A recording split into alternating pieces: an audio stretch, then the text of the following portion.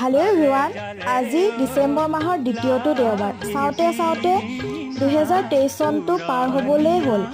আজিকালি বছৰটো ইমান নিমিষতে পাৰ হয় নহয়। 2023 চনটো আহিছিলহে, সেয়া আকৌ 24 চনটো আমি আদৰিবলৈ যো-জা আৰম্ভ কৰিছোঁৱেই, নহয় জানো? সময়ৰ লগত আমি খোজ মিলাই আগবাঢ়িবই লাগিব।